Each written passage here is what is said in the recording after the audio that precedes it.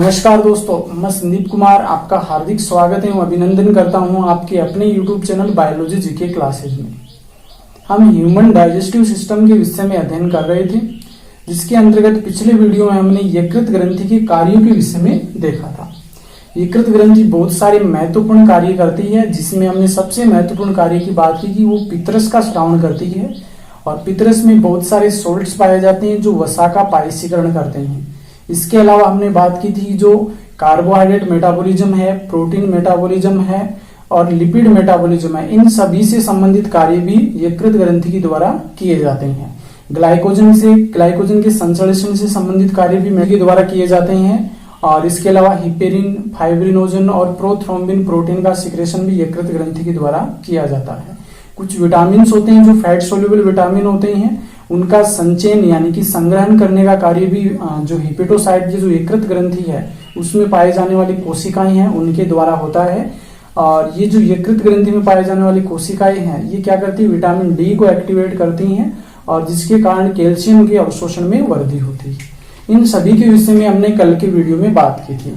आज इस वीडियो में हम जो नेक्स्ट हमारी पाचक ग्रंथि है अग्नाशय ग्रंथि यानी पैंक्रियाटिक ग्लैंड्स, उसके विषय में आज इस वीडियो के अंतर्गत देखेंगे। यह video 10th class, 12th class, REET, NEET और जितने भी कंपटीशन एग्जाम है उन सभी के लिए बहुत ही महत्वपूर्ण है। तो आप मेरे वीडियो को शुरू से लेकर अंत तक ध्यानपूर्वक देखिए और यदि अभी तक आपने मेरे चैनल को सब्सक्राइब नहीं किया है तो सब्सक्राइब जरूर कर लीजिए। तो आइए शुरू करते हैं। आज का हमारा टॉपिक पैंक्रियास ग्लैंड यानी कि अग्नाशय ग्रंथि।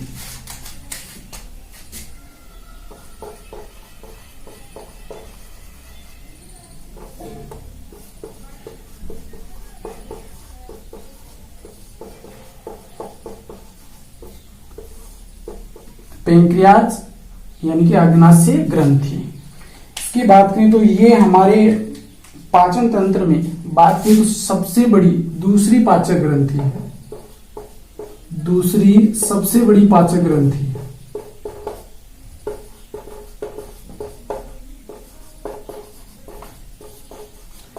पहली कौन सी है, कल ही हमने पढ़ा था उसके विषय में, यकृत ग्रंथि होती है, वो पहली सबसे बड़ी पाचक ग्रंथि होती है। जबकि 2 नंबर पे बात करें तो वो सबसे बड़ी पाचक ग्रंथि होती है अग्नाशय या पैंक्रियास ग्लैंड। इसके बाद में बात करें तो अग्नाशय ग्रंथि होती है, ये 2 प्रकार की फंक्शन करती है, यानी कि ये अंतःस्रावी यानी कि एंडोक्राइन, और दूसरा होता है बहिस्रावी इनकी एक्जोक्राइन। ये दोनों प्रकार के कार्य करती है, इस कारण इसे हम मिक्स्ड ग्लैंड भी कहते हैं या मिश्रित ग्रंथि भी कहते हैं। यानी कि जो अग्नाशय ग्रंथि होती है ये अंतःस्रावी प्रकार का भी कार्य करती है और बहिस्रावी भी कार्य करती है। इस कारण से इस ग्रंथि को हम मिक्स्ड ग्लैंड यानी कि मिश्रित ग्रंथि भी कहते हैं। और ये किस प्रकार से होता है ये हम स्ट्रक्चर के द्वारा समझेंगे कि कौन सी कोशिकाएं होती है वो अंतःस्रावी की तरह कार्य करती है और कौन सी कोशिकाएं होती हैं वो बहिस्राव की तरह कार्य करती है।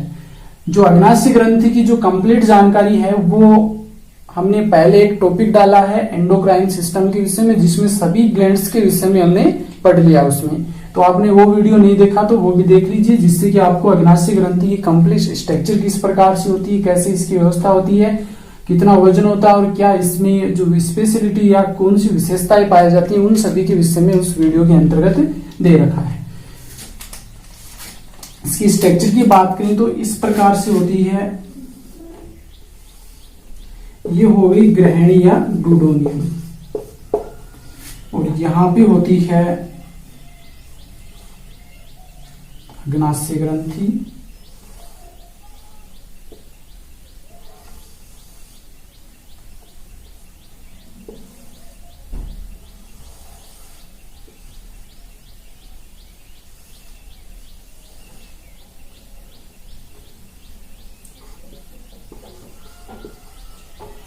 देखो इसमें 2 प्रकार की सेल्स पाई जाती हैं।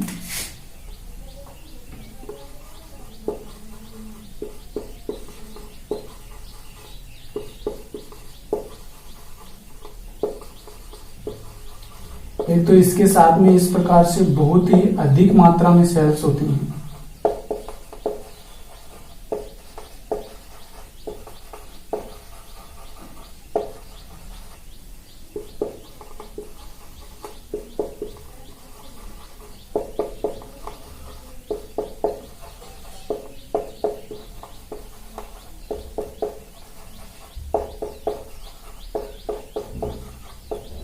और कुछ सेल्स होती हैं जो इनके बीच बीच में मध्य में पाई जाती हैं, और ये संख्या में क्या होती है, बहुत ही कम होती है।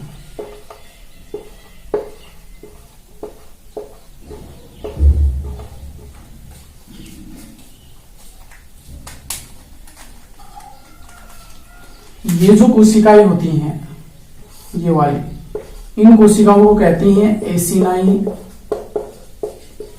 कोशिकाएं, जो कि लगभग 99% है वो पेनक्रियाटिक यानी कि अग्नाशय ग्रंथि का भाग बनाती है। जबकि ये ग्रीन ग्रीन नजर आ रही, ये होती है लैंगरहेंस की दीपिकाएं।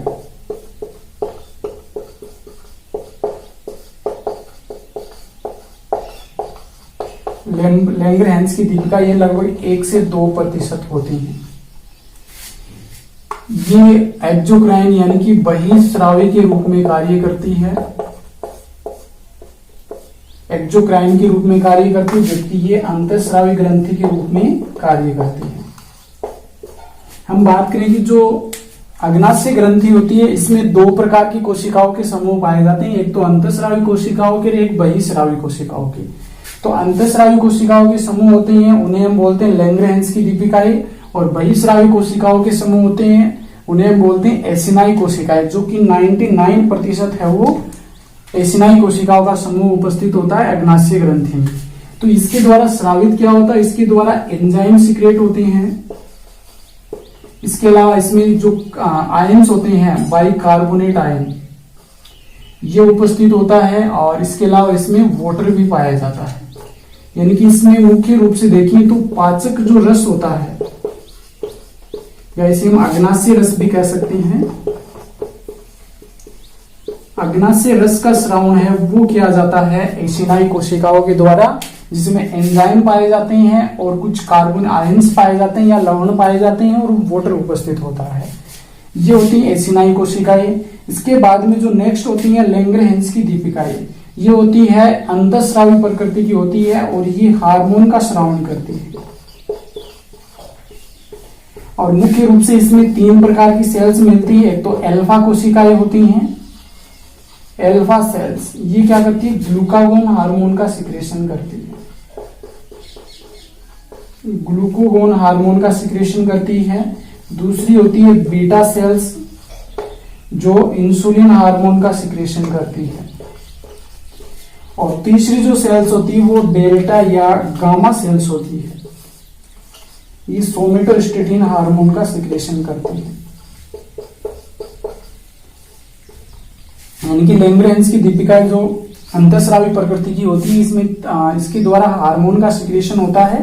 3 प्रकार की कोशिकाओं के समूह होते हैं, अल्फा सेल्स जो ग्लूकागोन हार्मोन का सिक्रेशन करती है, बीटा सेल्स जो इंसुलिन का सिक्रेशन करती है, और डेल्टा या गामा सेल्स होती है सोमेटोस्टेटिन का सिक्रेशन करती है।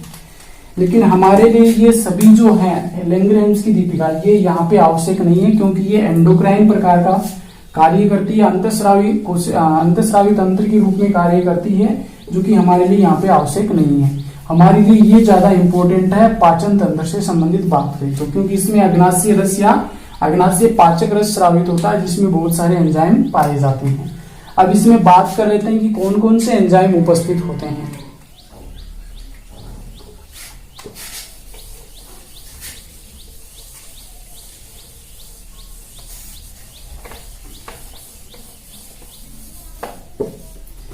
देखो इसमें मुख्य रूप से देखें तो 3 प्रकार के एंजाइम होते हैं। पहला आता है प्रोटीएज एंजाइम। प्रोटीएज भी होते हैं जो क्या करते हैं, प्रोटीन का पाचन करते हैं। प्रोटीन का पाचन करने वाले एंजाइम क्या होते हैं, प्रोटीएजेज होते हैं। इसमें होते कौन कौन से एंजाइम है, देखो इसमें होता है ट्रिप्सिनोजन,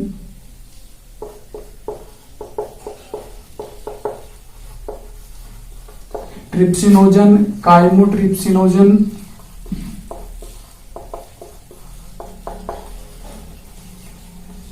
ट्रिप्सिनोजन, काइमोट्रिप्सिनोजन,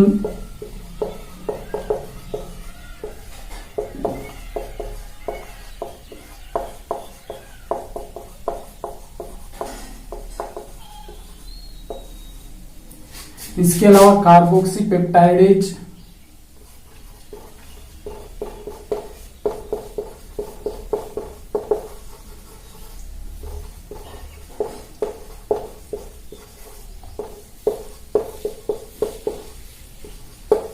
कार्बोक्सीपेप्टाइडेज, और होता है प्रोइलेस्ट्रेज, ये होता है प्रो कार्बोक्सीपेप्टाइडेज, और ये होता है प्रो इलेस्ट्रेज, प्रो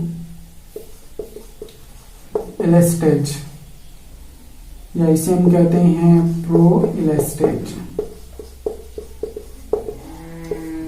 ये एंजाइम होते हैं जो प्रोटीन के पाचन से संबंधित होते हैं और सभी होते हैं निष्क्रिय अवस्था में पाए जाते हैं। ये प्रोटीन से संबंधित एंजाइम होते हैं, इनका जो सक्रियकरण सबसे पहले क्या होता है, जो ट्रिप्सिनोजन एंजाइम होता है, ट्रिप्सिनोजन जो एंजाइम होता है जो निष्क्रिय अवस्था में होता है, इसका पाचन किया जाता है एंटेरोकाइनेज एंजाइम, सॉरी इसका एक्टिवेशन किया जाता है एंटेरोकाइनेज एंजाइम द्वारा। यानी एंटेरोकाइनेज एंजाइम होता है जो आकर के ट्रिप्सिनोजन को एक्टिव कर देता है और इसे ट्रिप्सिन में बदल देता है,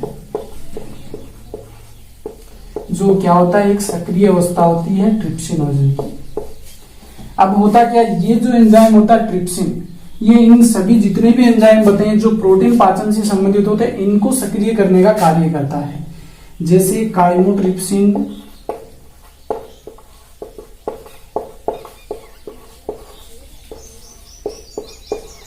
काइमोट्रिप्सिनोजन, ये निष्क्रिय अवस्था होती है,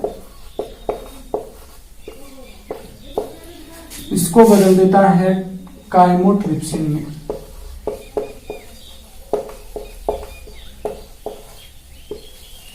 काइमोट्रिप्सिन में बदल देता है जो कि एक सक्रिय अवस्था होती है। और यहाँ पे जो एंजाइम होता है इसे सक्रिय करने का कार्य करता है वो होता है ट्रिप्सिन। इसके बाद में नेक्स्ट बात करें तो वो होता है प्रो कार्बोक्सीपेप्टाइडेज, प्रो कार्बोक्सीपेप्टाइडेज। ये भी क्या होता है निष्क्रिय अवस्था में होता है और ट्रिप्सिन जो एंजाइम होता है इसे सक्रिय कर देता है, इसे बदल देता है कार्बोक्सीपेप्टाइडेज में।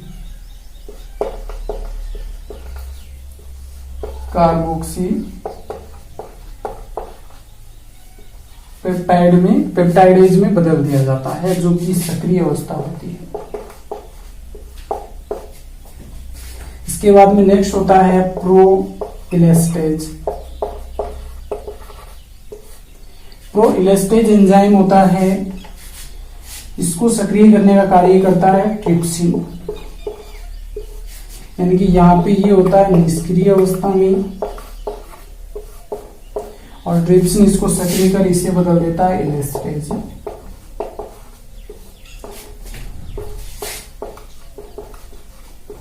यानी इस प्रकार से इनका सक्रियण होता है। प्रोटीन से संबंधित जितने भी एंजाइम होते हैं जो कि निष्क्रिय अवस्था में पाए जाते हैं, इनको सक्रिय करने के सबसे पहले क्या होता है एंटेरोकाइनेज एंजाइम आता है जो ट्रिप्सिनोजन को बदल देता है ट्रिप्सिन में, जो कि एक सक्रिय अवस्था होती है। फिर ये ट्रिप्सिन एंजाइम है, अन्य जो एंजाइम होते हैं इनको सक्रिय करने का कार्य करता है। सबसे पहले काइमोट्रिप्सिनोजन को बदल देता है काइमोट्रिप्सिन में, जो कि सक्रिय अवस्था होती है इसकी। इसके बाद में प्रो कार्बोक्सीपेप्टाइडेज है, इसे ट्रिप्सिन बदल देता है कार्बोक्सीपेप्टाइडेज में। और प्रो इलेस्टेज होता है, इसे ट्रिप्सिन इलेस्टेज में बदल देता है। और ये सभी जो अवस्थाएं होती हैं ये क्या होती हैं सक्रिय अवस्थाएं होती हैं। ये एंजाइम होते हैं ये सभी क्या होते हैं सक्रिय अवस्था में होते हैं और ये जो भोजन आता है आमाशय से उस पर कार्य करने के लिए एक्टिव हो जाते हैं। अब नेक्स्ट ये किस प्रकार से पाचन करते हैं उसकी बात कर लेते हैं। आगे हम बात कर लेते हैं कि जो एंजाइम प्रोटीएज एंजाइम होते हैं, ट्रिप्सिन, काइमोट्रिप्सिन, प्रो कार्बोक्सीपेप्टाइडेज, एलेस्टेज, ये सभी किस प्रकार से कार्य करते हैं। तो आमाशय में पाचन होने के बाद में जो प्रोटीन होता है वो किस रूप में प्राप्त होता है, प्रोटीन के रूप में रहता है, पेप्टाइड के रूप में रहता है और होता है पेप्टोन्स के रूप में। अब इनका पाचन किया जाता है ट्रिप्सिन और काइमोट्रिप्सिन के द्वारा। ट्रिप्सिन और काइमोट्रिप्सिन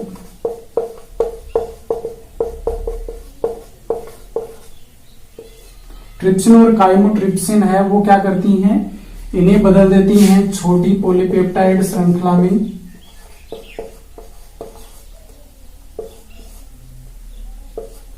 छोटी पॉलीपेप्टाइड श्रृंखला में बदल देती हैं और साथ में एमिनोपेप्टाइड का निर्माण करती हैं।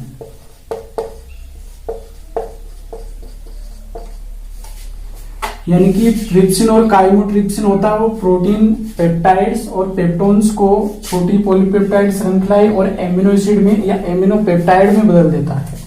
इसके बाद में क्या होता है, जो छोटी पॉलीपेप्टाइड श्रृंखला होती है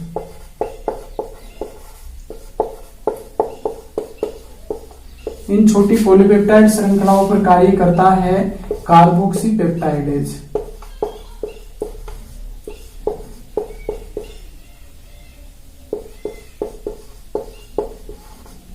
कार्बोक्सीपेप्टाइड है वो छोटी पॉलीपेप्टाइड श्रृंखलाओं पे कार्य करता है और इन्हें बदल देता है एमिनो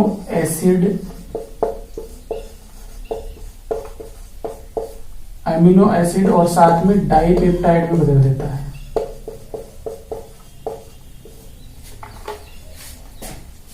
ये होता है प्रोटीन का पाचन। इसके बाद में जो इलेस्टेज एंजाइम होता है ये क्या करता है, जो इलास्टिन तंतु होते हैं इलास्टिन तंतुओं का पाचन करता है। क्योंकि इलास्टिन तंतु होते हैं ये किसके बने होते हैं, प्रोटीन के बने होते हैं और इलेस्टेज इन तंतुओं का पाचन करता है। यानी कि प्रोटीन, पेप्टाइड और पेप्टोन्स इस रूप में हमें आमाशय से भोजन प्राप्त होता है। जो प्रोटीन हमें प्राप्त होता है वो, और इनका पाचन ट्रिप्सिन और काइमोट्रिप्सिन के द्वारा किया जाता है। और ट्रिप्सिन और काइमोट्रिप्सिन क्या करते हैं, छोटी पॉलीपेप्टाइड जो श्रृंखला है उसमें कन्वर्ट कर देते हैं इनको और साथ में एमिनोपेप्टाइड श्रृंखला बना देते हैं।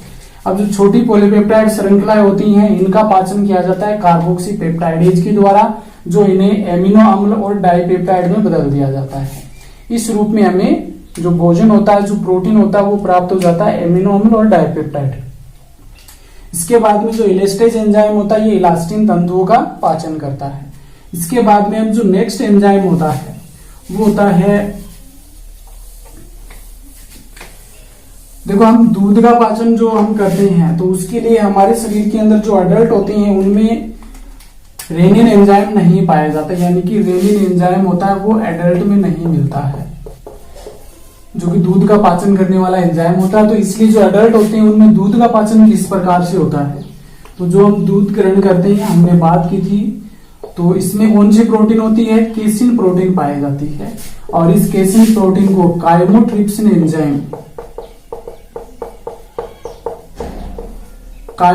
एंजाइम है इसे बदल देता है पैराकेसिन में। और फिर इस पैराकेसिन को है ट्रिप्सिन एंजाइम पेप्टाइड में बदल देता है। इस प्रकार से वो दूध का पाचन हो जाता है कि दूध में जो कैसिन प्रोटीन पाई जाती है उसे काइमोट्रिप्सिन पैराकेसिन में बदल देता है और पैराकेसिन को जो ट्रिप्सिन एंजाइम है इसे पेप्टाइड में बदल दिया जाता है। इस प्रकार से जो अग्नाशय रस में पाए जाने वाले एंजाइम होते हैं उनके द्वारा प्रोटीन के पाचन की क्रिया होती है। नेक्स्ट हम बात कर लेते हैं, इसके बाद में नेक्स्ट जो एंजाइम आता है वो होता है पेंक्रियाटिक लाइपेज।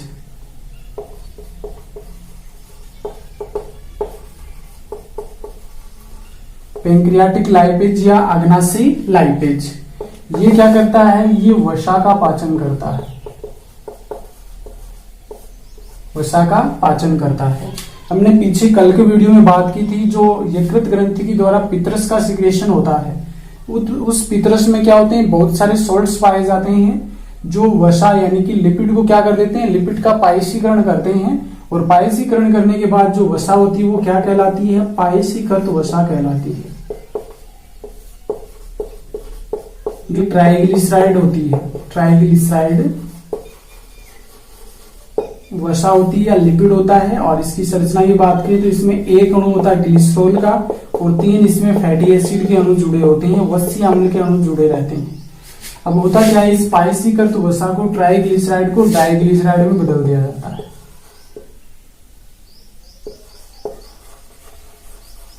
डाइग्लिसराइड में बदल दिया जाता है, यानी कि एक फैटी एसिड है वो यहां से निकाल दिया जाता है और ये बन जाता है ग्लिसरॉल के साथ में 2 फैटी एसिड बच जाते हैं, 2 वसी अम्ल बच जाते हैं। और ये कार्य किसकी किया जाता है, अग्नासी लाइपेज के द्वारा किया जाता है। अग्नासी लाइपेज के द्वारा ये कार्य किया जाता है। इसके बाद में इस डाइग्लिसराइड है, इसे किस में बदला जाता है, इसे मोनोग्लिसराइड में बदल दिया जाता है। मोनोग्लिसराइड में क्या होता है, जो ग्लिसरॉल होता है उसके साथ में सिर्फ एक ही फैटी एसिड अणु यानी कि वसी अम्ल का अणु जुड़ा रहता है और एक फैटी एसिड का अणु फिर से निकल जाता है। और ये क्रिया भी किसकी उपस्थिति में होती है, अग्नासी लाइपेज के द्वारा होती है। इस प्रकार से वसा का पाचन होता है। यानी कि हमने पीछे लीवर में बात की थी, जो लीवर में बड़े बड़े वसा के अणु होते हैं उन्हें छोटे छोटे अणु में बदल दिया जाता है, जो कि पायसीकरण कहलाता है। और उस पायसीकरण के द्वारा जो वसा बनती है उसे हम पायसीकृत वसा कहते हैं, जो कि एक ट्राइग्लिसराइड होती है। इसका पाचन किया जाता है अग्नासी लाइपेज के द्वारा, जो इसे डाइग्लिसराइड में बदल देता है, यानी कि एक वसी अम्ल यहां से निकाल दिया जाता है। इसके बाद में जो डाइग्लिसराइड होता है उसे अग्नासी लाइपेज एंजाइम मोनोग्लिसराइड में बदल देता है, एक वसी अम्ल और निकाल देता है, जिससे मोनोग्लिसराइड का निर्माण हो जाता है। इसमें ग्लिसरॉल और एक वसी अम्ल का अणु होता है। इस प्रकार से वसा का पाचन अग्नाशय रस के द्वारा होता है। नेक्स्ट हम बात करते हैं पैंक्रियाटिक एमाइलेज एंजाइम की, जो कि बहुत ही शक्तिशाली एंजाइम होता है। पैंक्रियाटिक एमाइलेज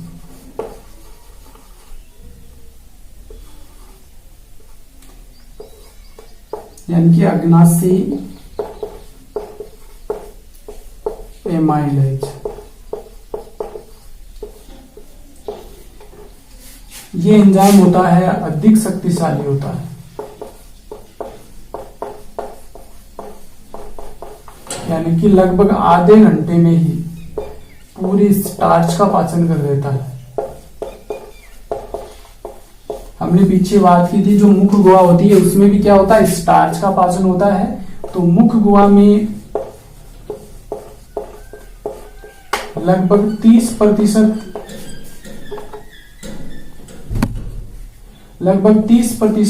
स्टार्च का पाचन है वो मुख गुहा में हो जाता है। जो 70% स्टार्च बचती है, उस 70% स्टार्च का पाचन वो अग्नाशय एंजाइम होता है, उसके द्वारा होता है।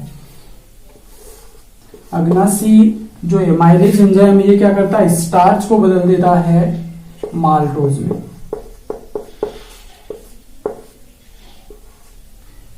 जिसमें जो स्टार्च होती है इसमें बहुत सारे ग्लूकोज के अणु होते हैं, एक लंबी श्रृंखला होती है ग्लूकोज के अणु की, जबकि माल्टोज होता है उसमें 2 ग्लूकोज के अणु होते हैं। इस प्रकार से जो एमाइलेज होता है इसके द्वारा स्टार्च यानी कि कार्बोहाइड्रेट का पाचन किया जाता है। ये स्टार्च को माल्टोज में बदल देता है अग्नाशय एमाइलेज एंजाइम। नेक्स्ट जो एंजाइम आता है उसकी बात करें तो नेक्स्ट होता है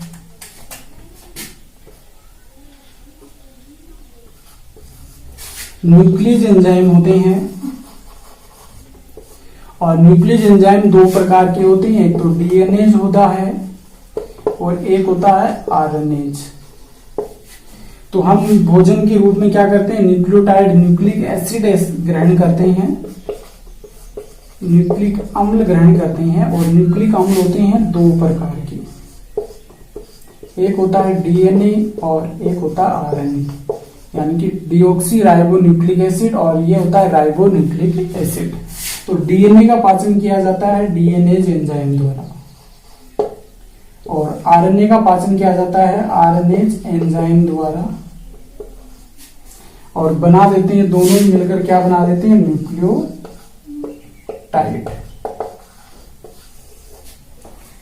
यानी कि न्यूक्लियस एंजाइम होते हैं दो प्रकार की होते हैं, डीएनएज और आरएनएज। जो न्यूक्लिक एसिड हम ग्रहण करते हैं वो होते हैं दो प्रकार के, डीएनए और आरएनए। डीएनए का पाचन है वो डीएनएज एंजाइम के द्वारा किया जाता है, आरएनए का पाचन है वो आरएनएज एंजाइम के द्वारा किया जाता है। और ये डीएनए और आरएनए को किस में बदल देते हैं, न्यूक्लियोटाइड में बदल देते हैं। आगे हम इसका जो पाचन होगा वो आगे जो स्मॉल इंटेस्टाइन के द्वारा जो सिक्रेशन होता है, आंतरिक जो रस होता है उसके द्वारा जो निकलने वाले एंजाइम होते हैं उनके द्वारा आगे का पाचन होता है, उसके विषय में हम कल के वीडियो में देखेंगे। तो ये पूरी क्रिया कहाँ होती है, ग्रहणी के अंदर होती है, और जहां का जो पीएच होता है वो कितना होता है, 7.5 से 8 तक यहाँ पर पीएच पाया जाता है, जो कि क्षारीय प्रकृति का होता है। नेक्स्ट वीडियो में हम छोटे आंत यानी कि स्मॉल इंटेस्टाइन के विषय में देखेंगे, और उसमें पाए जाने वाले जो एंजाइम होते हैं उन एंजाइमों की बात करेंगे, और वो किस प्रकार से जो प्रोटीन, कार्बोहाइड्रेट और वसा का पाचन करते हैं, इन सभी के विषय में हम अगले वीडियो में देखेंगे। आज की वीडियो में इतना ही। आगे यदि आपको ये वीडियो अच्छा लगा है तो कमेंट करके जरूर बताइए, और वीडियो को अधिक से अधिक शेयर कीजिए, लाइक कीजिए, और यदि अभी तक आपने मेरे चैनल को सब्सक्राइब नहीं किया है तो सब्सक्राइब जरूर कर लीजिए। धन्यवाद।